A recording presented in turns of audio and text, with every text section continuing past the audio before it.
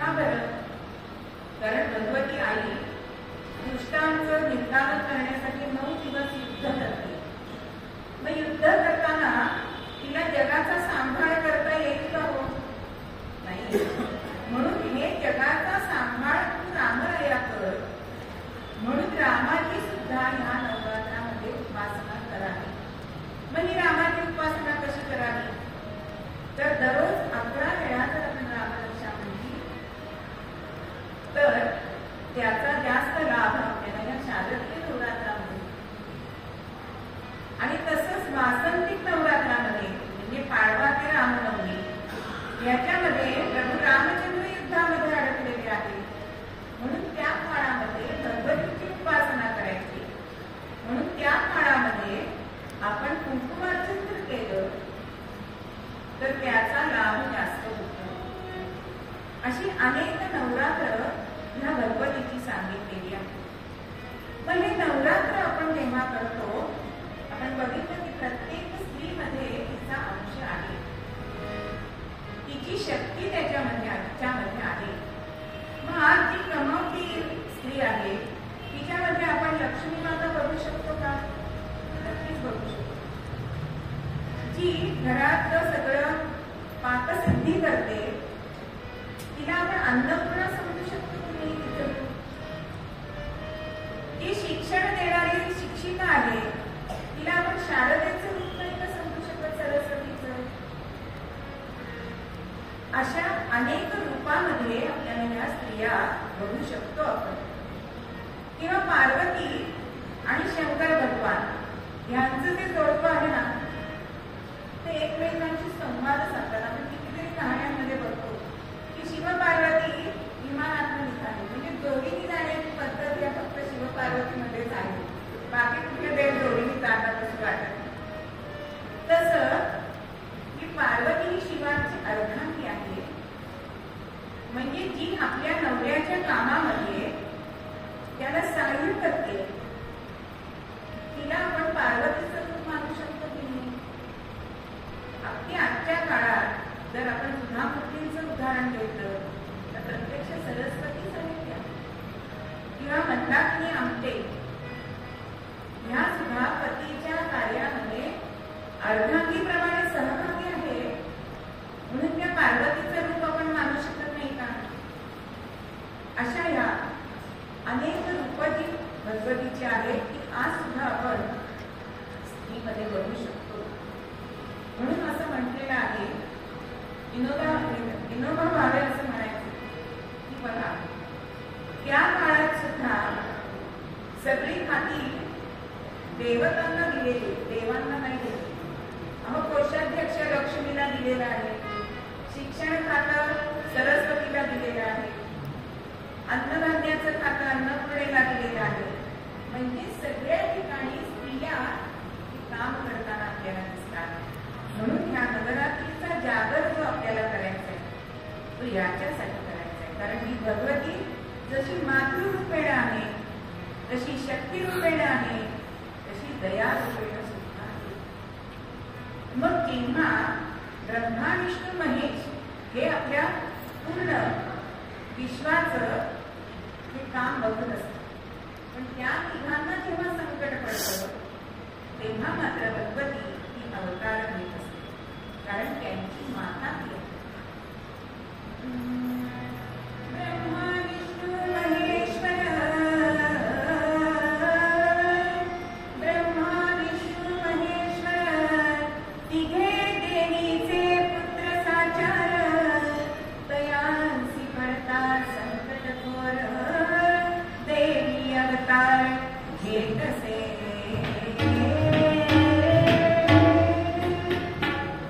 अशी अवतार मिळालेली मातृवत शक्ती आधी माहिती.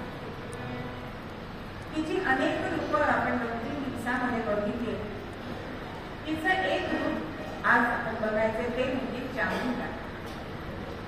चामुंडा आहे, भद्रकाली आहे. कारण ह्या 9 दिवसामध्ये 3-3 दिवसाचे भाग केलेले आहेत.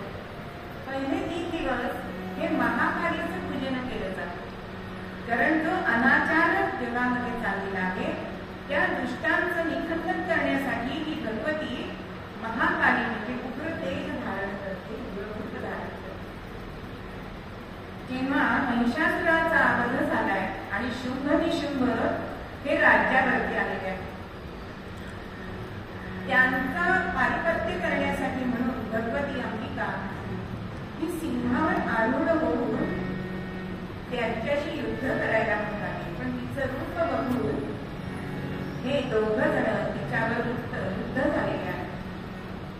पण तिने अशी अट घातली की माझ्याशी युद्ध करून तर तुम्ही मला जिंकलं तर मी तुमच्याशी विवाह करेन. म्हणून युद्धाला प्रारंभ होतोय. आणि शुंभ निशुंभ सगळेच दैत्य आपण बघितले की तपश्चर्या करतात, वरदान मागून घेतात आणि मग सगळ्या जगावरती अराजकता माजवतात. पण प्रत्येक ठिकाणी काही ना काहीतरी त्रुटी तिथे ठेवलेली असते आणि त्यातूनच ही देवशक्ती जी आहे, सुष्ट शक्ती आहे, तिथून प्रवेश करून त्यांचा निंदान होतो. आणि असंच चंडमणी मुंड हे त्यांचे मोठे पराक्रमी असे वीर होते आणि ते युद्धाला आले. तेव्हा या अंबिकेने चामुंडेला सांगितलंय की तू त्यांचा वध कर. म्हणून तिचं नाव हे चामुंडा झालेलं आहे. चंडमुंडांचा वध झालाय आणि शुंभ निशुंभांनी रक्तबीजाला काढले. रक्तबीज हा असा राक्षस दैत्य होता की त्यांनी वरदान मागून घेतलेलं होतं की मला जेव्हा कोणी युद्धामध्ये वार करेल तेव्हा माझ्या रक्ताचा एक थेंब जरी पृथ्वीवर पडला, मातीमध्ये पडला, तर प्रत्येक थेंबातून माझ्यासारखाच दुसरा राक्षस निर्माण होतो. आणि हा जेव्हा युद्धाला आला तेव्हा अंबिका आणि इतर अनेक ब्रह्मिणी आहे, अशा अनेक देवी युद्धाला प्रारंभ करतायत. पण जो ह्याला याचं रक्त जेव्हा जमिनीवर पडायला लागलं तेव्हा अनेक दत्तबीजी निर्माण झालेली आहेत. म्हणून शंकर भगवान आणि ही अंबिका भद्रकालीला आदेश देत आहेत. काय आदेश देतात की तू त्याचं रक्त प्राशन कर, त्याचं रक्त जमिनीवर पडता कामा नये. तेव्हा या काली मातेने उग्र असं रूप घेतलेलं आहे. इतकं उग्र रूप की आपण तिच्याकडे सहज बघू शकत नाही. जीभ तिची बाहेर आलेली आहे. नरमुंड माळा तिने गळ्यामध्ये घातली आहे. आणि अशी ही भद्रकाली रक्तबीजाचं रक्त पिऊन शेवटी रक्तबीजाला सुद्धा गिळून टाकते. पण तिचा जो क्रोध आहे तो क्रोध मात्र शांत होत नाही. आता मात्र सर्व देवांमध्ये भीती उत्पन्न झाली आहे की हा आदिमायेचं हा क्रोध जो आहे, आवेश जो आहे, तो कसा शांत करायचा. आपण नेहमी जेव्हा काली मातेचं चित्र बघतो, फोटो बघतो, त्यावेळी आपल्याला असं चित्र दिसतं की तिच्या पायाखाली भगवान शंकर झोपलेले आहेत. मग ते का झोपलेले आहे? वास्तविक ते पती आहेत तिचे, पण तिचा राग शांत करण्यासाठी शंकर भगवानाशिवाय आपल्याला कोणी तारणहार नाही हे सर्व देवांना समजलं, कळलं. आणि म्हणून त्यांनी शंकरांची प्रार्थना केली आहे की ह्या आदिमायेचा जो आदेश आहे, जो प्रलयकारी असा तिचा आदेश, त्याला थांबवण्याची ताकद फक्त आपल्यामध्ये आहे. म्हणून तिच्या रस्त्यामध्ये त्यांनी तोरण घेतले आणि ती चालत येताना तिचा पाय जेव्हा त्याच्या छातीवर पडतो त्यावेळी तिला धक्का बसतो आणि ती शांत होते. अशी ही भद्रकाली अत्यंत उग्र रूप आहे तिचं. पण ती भक्तांसाठी मात्र दयाळू आहे. ज्यावेळी रामकृष्ण परमहंस हे अगदी कालीचे भक्त होते, त्यांच्याकडे त्यांचा शिष्य अद्वैत तेव्हा आला आणि तो सांगतोय की तुमची ही भगवती मला नोकरी देऊ शकेल का? माझ्या कुटुंबावर आज अशी परिस्थिती आली आहे की 4-4 दिवस हातातोंडाची गाठ पडत नाही. रामकृष्ण परमहंस हसतायत आणि मोरेंना म्हणतायत की अरे ही भगवती फक्त माझी आली आहे, या अखिल चराचराची ती माता आहे. तुला जे हवंय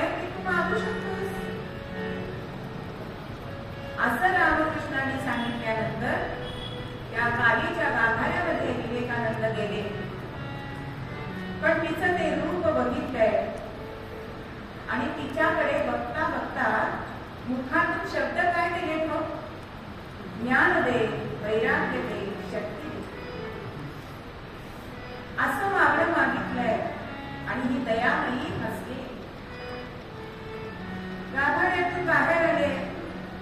रामकृष्ण तिला विचारतात, त्यांना विचारतायत की काय मागितलंस, तुला हवं ते मागितलंस ना? जे मागायला गेलेले होते ते मागितलंच नाही हो.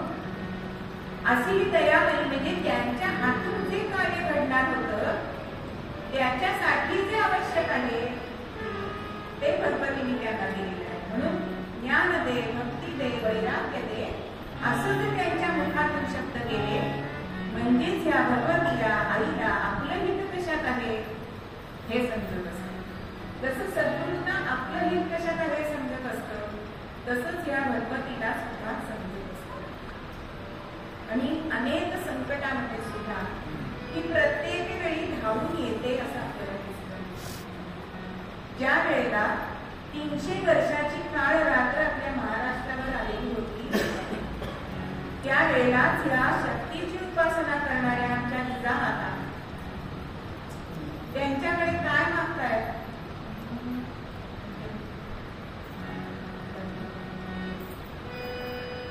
उन्मत्तही सिंहासने चिरफाडण्या सामर्थ्य दे, उन्मत्तही सिंहासने चिरफाडण्या सामर्थ्य दे, विचारणा या दैत्य सुंदी अंबिके वरदान दे, अंबिके वरदान. असं मागणाऱ्या आमच्या जिजामाता या अंबिकेजवळ काय मागताय की जी अराजकता मागलीये ती अराजकता घालवणारा पुत्र मला तू माझ्या पोटी. आणि खरोखरच शिवरायांसारखा पुत्र त्यांच्या पोटी जन्माला आला आणि स्वराज्य, आपलं हिंदवी स्वराज्य स्थापन केलं. प्रत्येक वेळी ही अंबा माता ही संकटाच्या वेळी धावून येणारी अशी ही अंबा माता. म्हणून तिचं स्तवन करायचं आहे. मग ही आदी माया, हिचं रूप कसं आहे? आदी माया अंबाबाई साऱ्या दुनियेची राणी, आदी माया अंबाबाई साऱ्या दुनियेची राणी, त्या एकाच्या नावावर कोण जन्माची दुनिया रे. आदी माया अंबाबाई साऱ्या दुनियेची राणी, आदी माया अंबाबाई साऱ्या दुनियेची राणी, त्या एकाच्या नावावर कोण जन्माची दुनिया रे.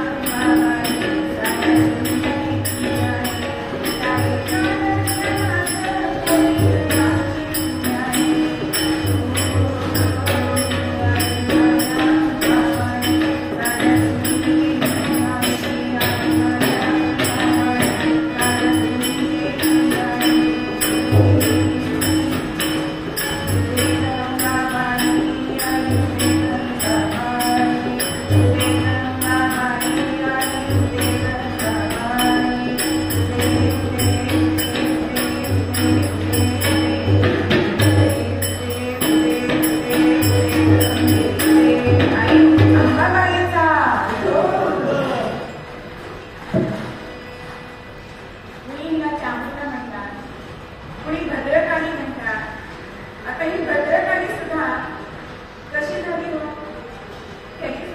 सुंदर अशी कथा आहे.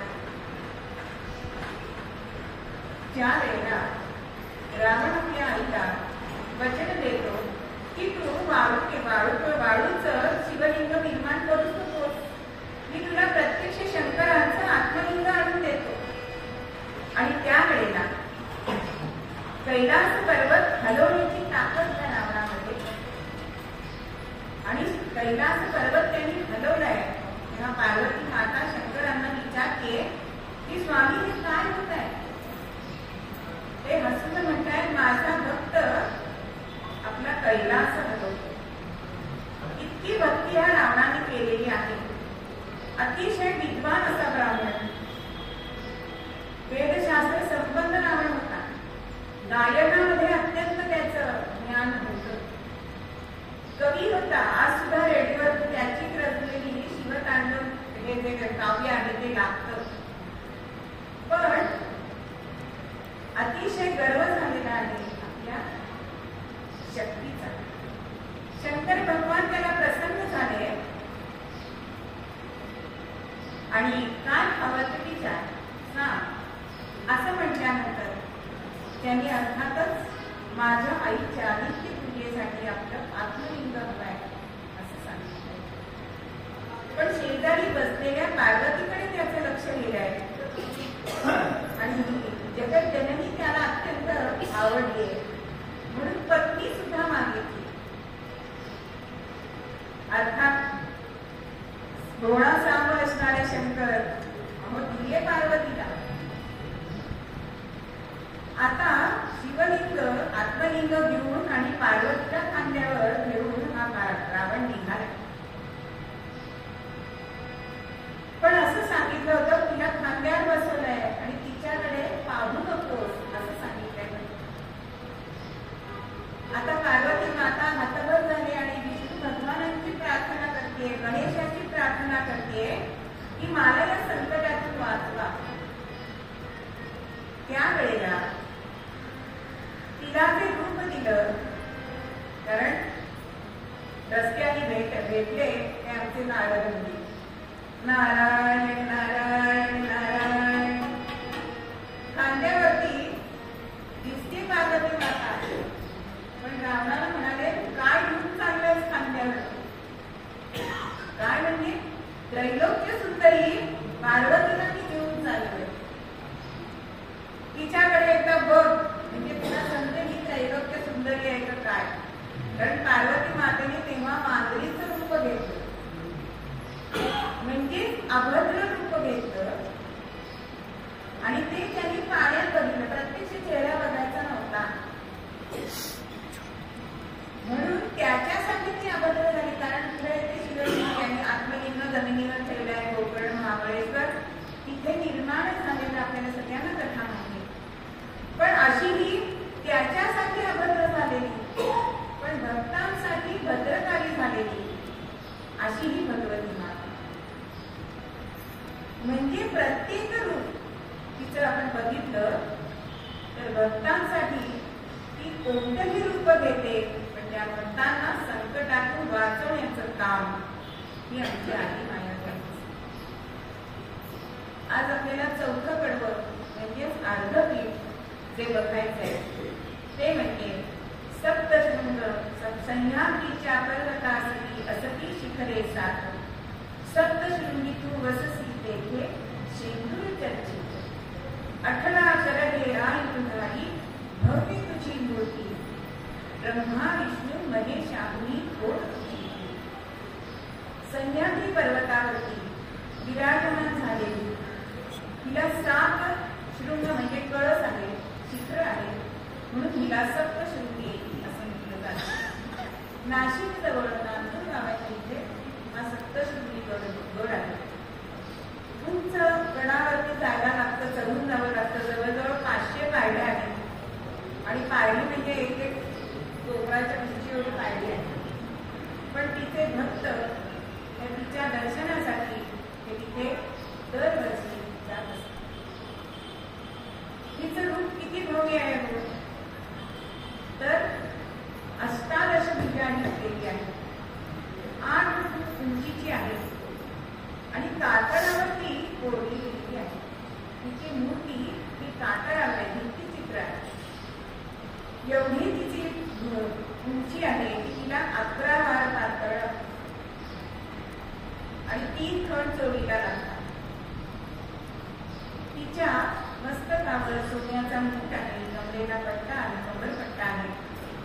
गळ्यामध्ये मोठी एक पितळेची माळ आहे, पायामध्ये शिंदेशाही तोडे आहेत तिच्याकडे. अशी ही अलंकृत असणारी पण शेंदूर चर्चित असते. तिच्याकडे बघितलं की 500 पायऱ्या चढून गेल्याचे श्रम ते नाहीसे होतात. इतकं तिचं हे रूप प्रसन्न करणारं आहे, मनाला शांतता देणारं आहे, समाधान देणारं आहे. असे तिची आख्यायिका सांगितली जाते की जेव्हा महिषासुर दैत्य हा तिने मारलाय त्यावेळेला विश्रांतीसाठी ती ह्या सप्तशृंगगडावर आली. तिचं तिथे स्थान हे विश्रांतीचं स्थान. तिची मान थोडी आपण बघितली तर थोडी डाव्या बाजूला डाव्या खांद्यावर कललेली आहे. मग ती का बरं कललेली आहे याची पण एक छोटीशी कथा आहे की ज्या वेळेला मार्कंडेय ऋषी तिच्या समोर बसून सप्तशतीचा पाठ करत त्यावेळेला त्यांचं ते वाचन इतकं तिला आवडत होतं म्हणून ती कान देऊन ऐकत होती. आपण एखादी गोष्ट कान देऊन ऐकायला लागलो की आपण थोडीशी मान तिरकी करतो की नाही, ते पण मला दिसतंय पण माझ्या मानाने असं. तर ते सप्तशतीचा पाठ ऐकण्यासाठी म्हणून कान देऊन ऐकण्यासाठी म्हणून तिचं मान थोडीशी डाव्या बाजूला करलेली आहे. आज 2-4 वर्षापूर्वी असं झालं की तिचा जो शेंदूर चर्चित जी मूर्ती आहे ते कवच काढलं गेलं. अनेक जणांनी त्यानंतर सुद्धा तिचं दर्शन घेतलं असेल. पण हे शेंदूर ते शेंदराचं कवच काढलं, त्याचं वजन किती होतं? 1000 किलो.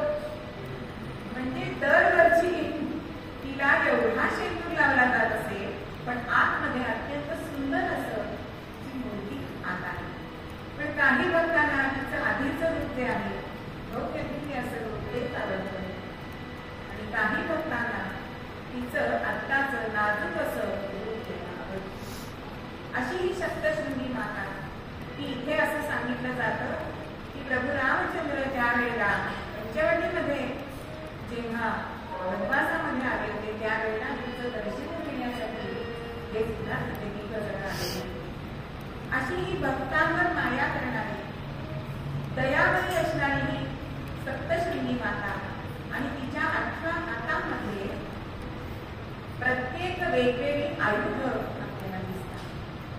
आपण आयुध दररोज बघतोय. आज तिने ते महिषासुर मर्दनासाठी घेतलेला त्रिशूळ त्याचं आपण आज महत्व बघायचं. हा त्रिशूळ आपल्याला काय दर्शवतो तर त्रिशूळाला 3 पाती असतात. 3 पाती ही अत्यंत धारदार असतात. शत्रूचा वध करू शकतील एवढी धार त्याला असते. मग ही 3 पाती जी असतात ती काय सूचित करत असतात तर शक्ती, भक्ती आणि मुक्ती ही 3 पाती आध्यात्मिकदृष्ट्या आपल्याला सुचवत असतात. म्हणून ह्या गणपतीची आपण शक्तीची उपासना करायची, भक्तीने करायची आणि त्यामुळे आपल्याला मुक्तीही मिळणार आहे. व्यावहारिक दृष्टीने जर बघायला गेलं तर तिच्यामध्ये कर्तृत्व, नेतृत्व आणि मातृत्व ही 3 पाती ती आपल्याला दर्शवत असते. प्रत्येक स्त्रीमध्ये हे 3 गुण असायला पाहिजे. समितीमध्ये जाणाऱ्यांना माहिती असेल की वंदनीय मावशींनी 3 आदर्श आपल्याला पुढे ठेवलेले आहेत की मातृत्वासाठी राजमातांचा माता, कर्तृत्वासाठी पुण्यश्लोक अहिल्याबाई होळकर आणि नेतृत्वासाठी झाशीची राणी लक्ष्मीबाई. ह्या तिघींमध्ये हे 3 गुण प्रकर्षाने आपल्याला दिसतात. तसेच हे प्रत्येक स्त्रीमध्ये सुद्धा असायला पाहिजे. आणि त्यासाठी काय असायला पाहिजे? त्या भगवतीवर जवळ जशी शक्ती आहे तसं मन आणि मनगट दोन्ही आपल्याला बळकट करायला पाहिजे ना. मनगटात ताकद नसेल तर म्हणून हल्ली मुली सुद्धा कराटे शिकतात ना स्वसंरक्षणासाठी. स्वसंरक्षण करता आलंच पाहिजे. आणि मनगट मजबूत असतं पण मेंदू सुद्धा मस्तक सुद्धा मजबूत असायला पाहिजे. कारण योग्य वेळी योग्य तो विचार आपल्याला आचरणात आणता आला पाहिजे. असं हे भगवतीचं रूप आहे.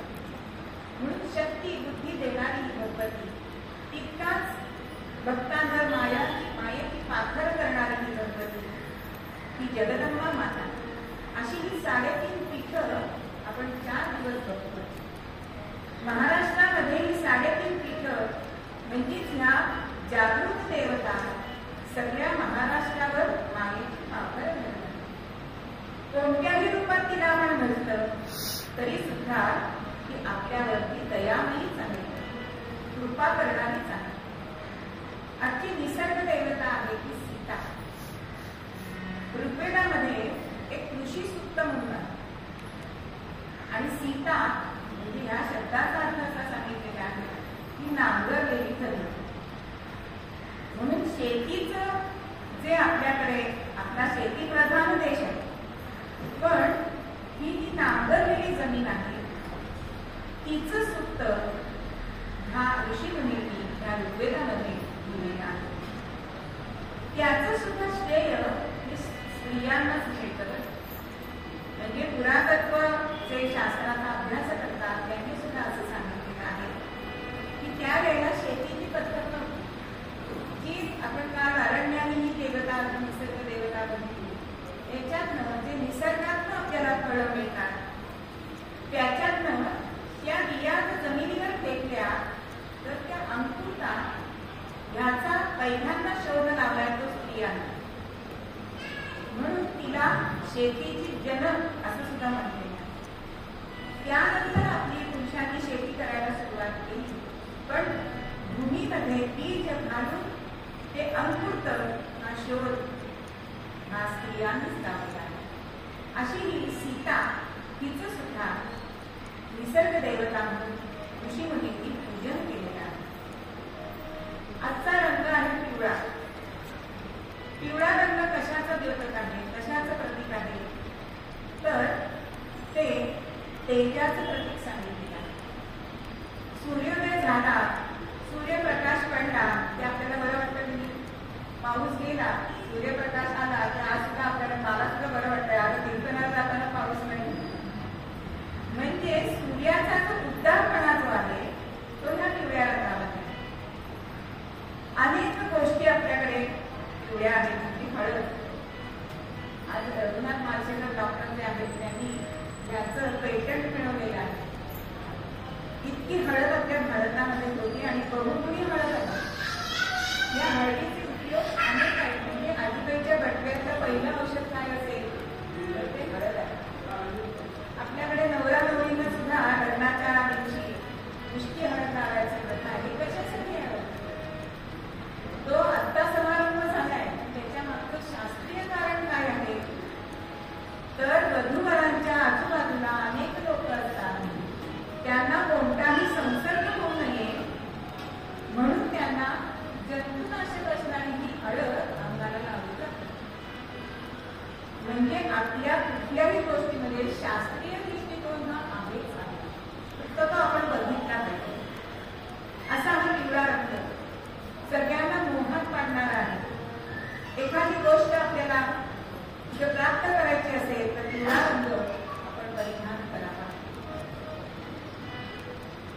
आपल्याकडे सुवर्ण सुद्धा पिवळा आहे. सुवर्ण मोहात पाडतात की अहो लाखाच्या वरती जरी भाव झालाय तरी सुद्धा सराफांच्या दुकानाची गर्दी कमी झालेली नाही. आपण बोलताना सुद्धा म्हणतो सोन्याहून पिवळं झालं. म्हणून पिवळा रंग आपल्या जीवनामध्ये काय असा हा भगवतीचा आवडता रंग.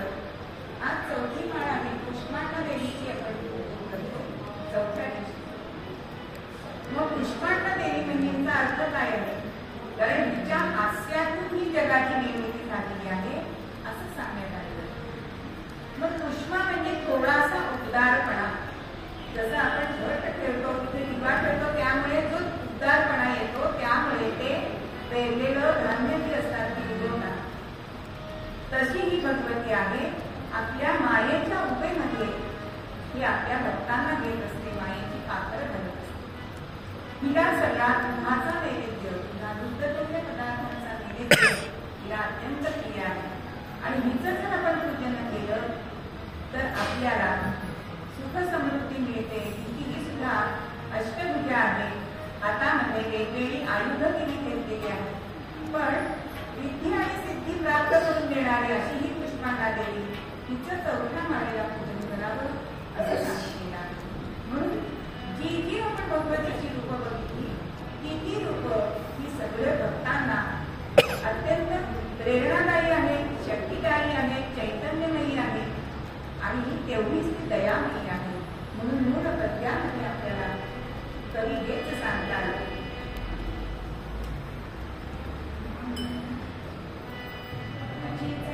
विविध रूपे भक्तांना रचिली, तुझीच आली विविध रूपे भक्तांना रचिली, ब्रह्माची देशाची सोडती केली आई सोडती.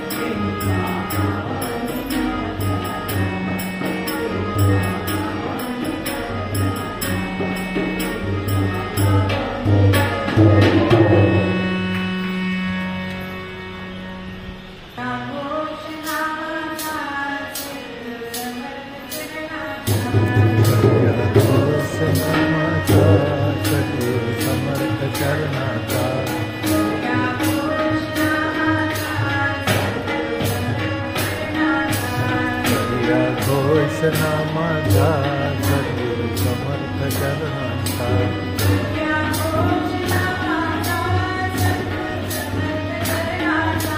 करिया घोष नामाचा सद्गुरु समर्थ चरणांचा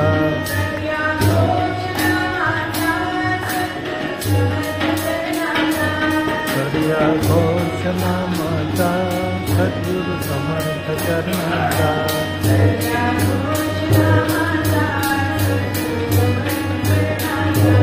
करिया घोष नामाचा सद्गुरु समर्थ चरणांचा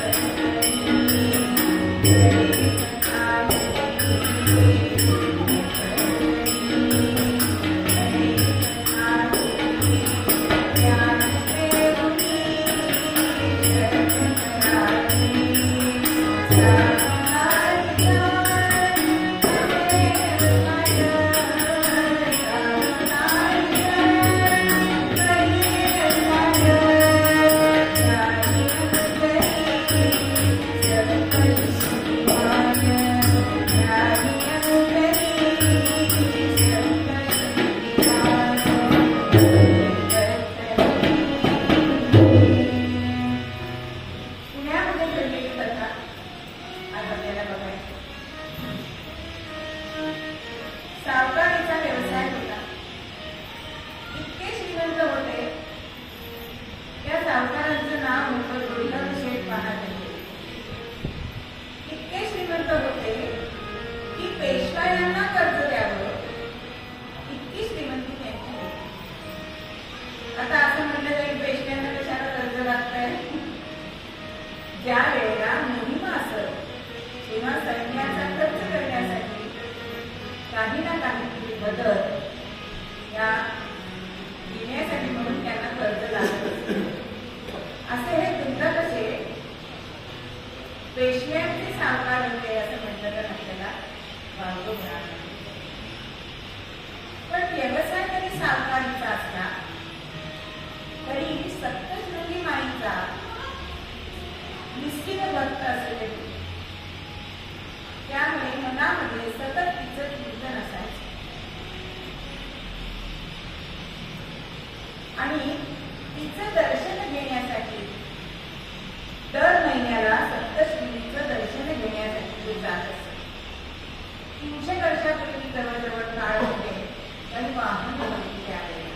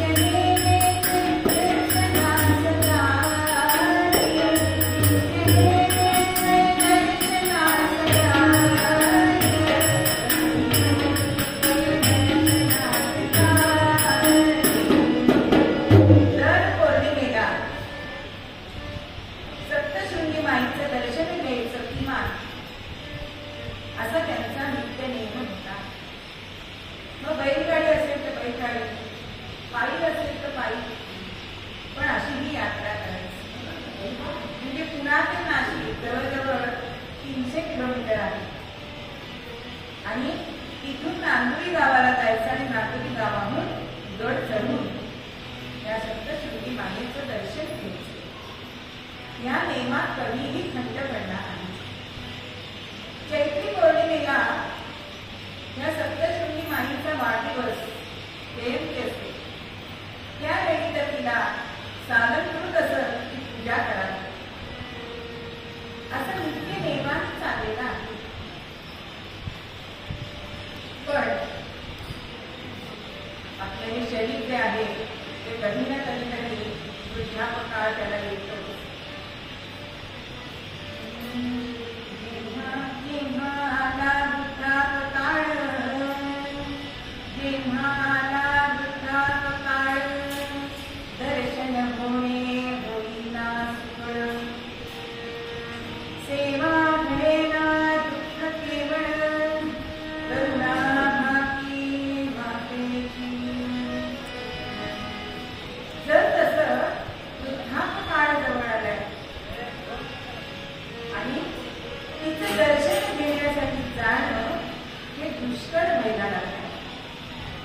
मातेची सेवा आपल्या हातून घडत नाहीये म्हणून दुःख होत आहे. आज कोणाला सेवाच करायला नको. कोणतेही काम आपणही करत नाही, सांगून करत नाही, अशी अवस्था झाली. पण निश्चित भक्त असणारे हे दुर्लभ असे एक दिवस मात्र मातेच्या चरणाशी लागले आणि म्हणतायत की माते, आता मला माझ्या वृद्ध शरीराने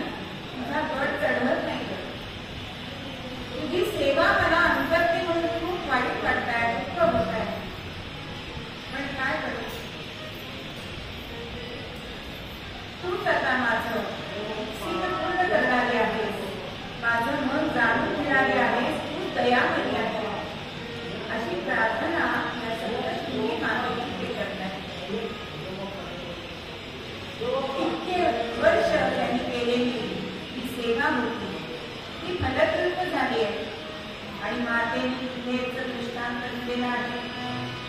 काय दिलाय?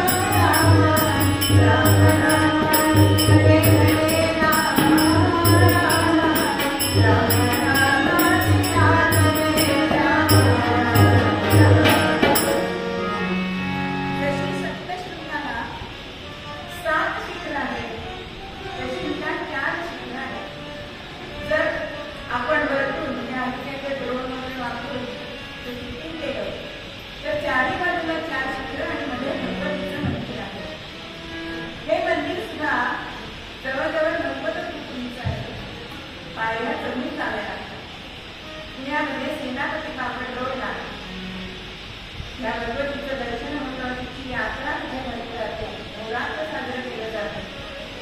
आणि सावकारांची भगवती असते आपली. तिच्या मंदिरामध्ये जाताना 6 कमानी आहेत आणि त्या कमानी कशाच्या आहेत तर चांदीच्या आहेत. ऐश्वर्य संपन्न असणारी अशी ती चतुर्शृंगी. म्हणजे त्या चांदीचं जर वजन केलं तर जवळजवळ 500 किलो चांदी भरती जाईल, एवढी चांदी. तिथे 6 मैलरी तिच्याचे आहेत. श्रीमंत सावकार असल्यामुळे 300 वर्ष आज ह्या परंपरेला झाले, पण दररोज तिला नवीन साडी नेसवली जाते, हा तिथला फायदा आहे. या त्या रस्त्याने आपण गाडीवरून जात असू, चालत जात असू, बसमधून जात असू, पण तिच्याकडे लक्ष गेल्याशिवाय राहत नाही. अशी ही चतुर्शृंगी. आणि पूर्वीचा तो सप्तशृंगीचा मुखवटा आहे, तो मुखवटा आणि हा मुखवटा त्याच्यामध्ये साधर्म्य आहे. सप्तशृंगीप्रमाणे तिची पण मान ही कळलेली आहे डावीकडे. तिच्यासारखं तिचं असं प्रसन्न रूप आहे. अशी चैत्री पौर्णिमेला तिचा मोठा उत्सव तिथे केला जातो, कारण तिचा जन्मदिवस तो साजरा करतात. अशी ही चतुर्शृंगी माता सगळ्या भक्तांना आजही पावते. तिथे अनेक जण म्हणजे त्यांना सप्तशृंगी गणीच्या देवीला जाता येत नाही दर्शनात, ते चतुर्शृंगीला येतात आणि तिचं दर्शन घेतात, कारण भक्तासाठी साक्षात सप्तशृंगी तिथे प्रकट झालेली आहे. म्हणून आमचं पुढं भाग्यवान आहे. अनेक देवी तिथे आहेत. रामी योगेश्वरी आहे, ती पिता मातांनी तिची प्रतिष्ठापना केलेली आहे, ग्रामदैवत म्हणून. त्याशिवाय पिंडी योगेश्वरी आहे, काळी योगेश्वरी आहे, भवानी आहे, पद्मावती आहे, संतोषी माता अशी अनेक मंदिरं या पुण्यपत्तनामध्ये आहेत. म्हणजे 1 वर्ष आम्ही असा नेम केला होता पाहिजे की दररोज वेगळ्या देवळात जायचे, म्हणजे 120 देवळं बरं. हा देव फक्त पुण्यातच होऊ शकतो, असं हे आमचं पुढं काय अशी ही चतुर्शृंगी माता. जशी दुर्लक्षेत ना पावली तशी तुम्हा आम्हाला पावली. आज तिथे अनगड म्हणून जे पुजारी आहेत त्यांची सुद्धा 25वी पिढी आज तिथे कार्यरत आहे पुजारी. सर्वांना प्रसन्न होणारी अशी चतुर्शृंगी माता, सप्तशृंगी माता, खरोखरच अष्टादशभुजा असणारी, भव्य दिव्य तिची मूर्ती असणारी, पण दयामयी असणारी अशी ही 3.5 पीठं पुन्हा आम्हावर कृपा करो हीच त्या भगवतीकडे प्रार्थना करते. मूळ पद्यामध्ये आपल्याला काही सांगतात.